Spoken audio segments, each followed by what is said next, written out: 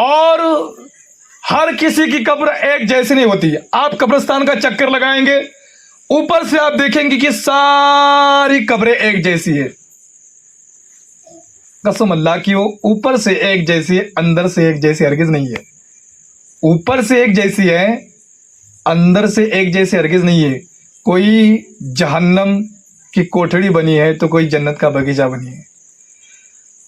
अब ऐसा नहीं है कि भाई आदमी को हम यहां दफन करेंगे इस जमीन में तो उसे जन्नत मिलेंगी, और अगर इस जमीन में अगर उसको दफन करेंगे तो उसको जहन्नम मिलेंगी।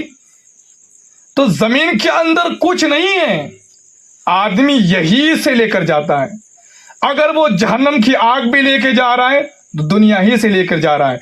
अगर वो आदमी जन्नत का बगीचा लेकर जा रहा है तो इसी दुनिया से लेकर जा रहा है। यानी एक मैं ज्यादातर मेरी तकरीर मिसालों के तौर पर होती है, मैं ज्यादातर एग्जाम्पल बहुत ज्यादा देता हूं ताकि मिसाल से आदमी की समझ में ज्यादा आती है।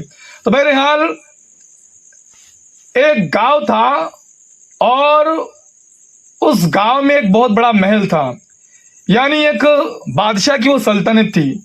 मगर वो लोग क्या करते थे, 5 साल तक बादशाह को रखते थे और 5 साल के बाद उस बादशाह को ऐसे घने इतने खतरनाक जंगल में फेंक कर आते थे जिंदा, और उस जंगल में खूंखार दरिंदे रहते थे।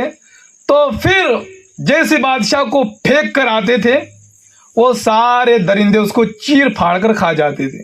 तो उनका उसूल क्या था, यानी कि अगर कोई नया आदमी भटकते भटकते, उनका एक ठिकान था, उस ठिकान पर अगर कोई भी अजनबी आदमी आ गया तो फिर उसको पकड़ लेते थे और फिर कहते कि तू हमारा बादशाह है। वो कहता था कि भाई मैं तो अचानक से ही जगह पर आ गया। कहा कि तू इस ठिकान में आया, ये जो जगह है ये बादशाह यानी ये बादशाह की जगह है, जो भी आदमी यहाँ आता है हम उसको बादशाह चुन लेते हैं। तो फिर ऐसे ही इत्तेफाक से एक अजनबी गुजर रहा था, अचानक से वो वही मकाम पर आया जहां से वो लोग बादशाह चुनते थे, वही जगह वो ठहर गया। अब उनके यहाँ बादशाह नहीं था, उन्हें जैसे ही देखा कि यार ये बादशाह है हमारा। कहा कि चलो बादशाह जी जहाँ पना सुल्तान वगैरह। कहा कि भाई मैं गरीब आदमी हूँ। कहा कि नहीं आप हमारे बादशाह हैं। कहा कि ये जो सल्तनत है ये महल है ये आपका है, लेकिन सुनो 5 साल तक आपकी ये बादशाहत रहेंगी। कहा कि 5 साल क्यों? कहा कि हाँ ये हमारा रूल है, 5 साल के बाद हम आपको जो एक हमारा खतरनाक जंगल है इसमें दरिंदे हैं वहां पर हम आपको फेंक देंगे। कहा कि जिंदा? कहा कि हाँ।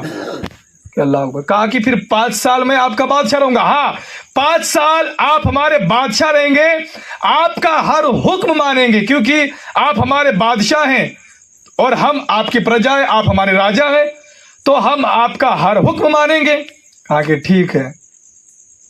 जैसे वो आदमी बादशाहत की तख्त पर वो बैठता है, वो बादशाहत का ताज पहनता है। कहा कि किस खतरनाक जंगल की बात कर रहे थे? कहा कि बादशाह जी अभी तो 5 साल के बाद है, उसकी फिक्र काय को, 5 साल के बाद आपको जंगल में छोड़ेंगे हम, अभी तो ऐशो आराम के साथ जिंदगी जियो। मगर बादशाह जिस तख्त पर बैठा था, ताज भी देख रहा था कि बादशाह का ताज पहना है, शाही तख्त पर बैठा हूँ, बहुत बड़ा महल है। मगर बार बार ख्याल आता था उसको यार 5 साल, लेकिन नहीं 5 साल के बाद ये लोग मुझे उस जंगल में फेंक देंगे। फिर उसको ख्याल आया कि मैं बादशाह हूँ, ये लोग मेरा हुक्म मानेंगे। कहा कि एक काम करो, उस जंगल में जाओ और जितने खूंखार दरिंदे जानवर बिच्छू वगैरह सबको खत्म करके आओ। एक लश्कर भेजा, सिपाही गए, जितने थे खूंखार जानवर वगैरह सबको मार डाला, फिर आए। कहा कि बादशाह जी हमने आपका ये काम कर दिया है, जितने भी खूंखार दरिंदे थे, जानवर थे, बिच्छू थे, सबको खत्म कर दिया हमने। अच्छा। कहा कि अब वहां पर जाओ और जो कटेले जो झाड़ होंगे, कांटों वाले जो झाड़ होंगे उनको भी काट कर आ जाओ, और एक कांटा मत रखो, सब जमीन अच्छी करके आ जाओ। फिर सिपाहियों का लश्कर जाता है, जो काटेरी जो दरख्त होते हैं कांटे वाले सबको काट डालते हैं, जमीन को एकदम अच्छी तरीके से कर डालते हैं। कहा कि बादशाह ने ये काम भी आपका कर दिया। कि एक काम करो, वहां पर एक अच्छा सा महल बनाओ, फिर वो जाते हैं, फिर महल बनाते हैं। कहा कि बादशाह ये काम भी कर दिया। कहा कि एक अच्छा सा गार्डन बनाओ। वो गार्डन भी बनाते हैं। फरमाते बादशाह जी वो गार्डन भी हमने बना दिया है। इतना करने में बादशाह के 5 साल मुकम्मल हो जाते हैं। कहा कि बादशाह 5 साल मुकम्मल हो गए, अब हम आपको उस जंगल में फेंक देंगे। कहा कि वो जंगल नहीं रहा, वो तो मेरे लिए जन्नत बन गया है। अब वो जंगल कहाँ रहा, वो जंगल कहाँ रहा, वो तो मेरे लिए जन्नत बन गया है। अब मैं डर नहीं रहा हूं, मैं अब घबरा नहीं रहा हूं जो तुम मुझे ले जा रहे हैं। अब मुझे तो खुशी है कि मैं अपने मकाम पर कब जाता हूं। सुभान अल्लाह। अब मुझे खुशी है कि मैं उस मकाम पर कब जाता हूं। दूसरे बादशाह आए, वो खाली तख्त और ताज पर बैठ जाते थे और उनको बाद में एक खूंखार जंगल में जाना है वो भूल गए थे। अल्लाह अकबर। मगर मैं वो जगह नहीं भूला। मैं तख्त पर तो बैठा था, शाही ताज मैंने पहना था, मगर मेरे जहन में था कि नहीं यार, 5 साल के बाद ये लोग मुझे उस खूंखार जंगल में फेंक देंगे। तो मैंने उस जंगल को खूंखार जंगल ना रखा, मैंने उसको एक बगीचे में तब्दील कर दिया। तो यही तो आदमी की जिंदगी है। आदमी की जिंदगी की है, आदमी जी ले 50 साल, 60 साल, 80 साल, 90 साल, मगर तुझे भी एक ऐसे खूंखार जिसे जहन्नम कहा जाता है फेंक देंगे। तो फिर बहुत से आदमियों के जहन से वो जो जहन्नम का जो मंजर है वो निकल जाता है। आज के दौर में तो बहुत से लोगों का निकल गया है, इसलिए कि वो हमारे आंखों के सामने नहीं है। तो फिर वो जो मंजर है जहन्नम का वो हमारे जहन से निकल गया है।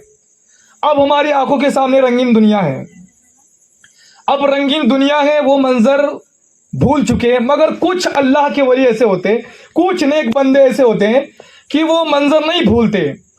फिर वो जैसे कि उस बादशाह ने सिपाहियों का लश्कर भेजता था और उसने जैसे खूंखार दरिंदों को मारा और जो कांटे वाले दरख्त थे उनको काट डाला, एक महल बनाया। तो फिर जो नेक लोग रहते हैं वो फिर क्या करते हैं, नमाजों का लश्कर भेजते हैं कि जरा जाओ नमाजों का लश्कर जाओ। ऐ नमाजों का लश्कर वहां जाकर वो जो खूंखार वहां पर जो जानवर है, जो दरिंदे जहन्नम के, खत्म करके आ जाओ। तो फिर जो नमाज का लश्कर पहुंचता है, ऐ नेक आदमी हमने वो काम भी कर दिया है। फिर ये कहता है कि जा ऐ रोजा तू जा, और फिर वहां पर जो खतरनाक माहौल है वो भी खत्म करके आ जा। और फिर उसके नेक आमाल के लश्कर भेजकर वो उसको इतना तब्दील कर देता है कि वो एक ऐसी खूबसूरत जन्नत बना देता है। इंतकाल का वक्त जब करीब होता है, जानते हो आदमी मरने से पहले अपना ठिकाना देख लेता है। अगर वो आदमी जन्नती है तो जन्नत देख लेता है, अगर वो जहन्नमी है तो जहन्नमी देख। हाँ, आदमी मरने से पहले अपना ठिकाना देख लेता है।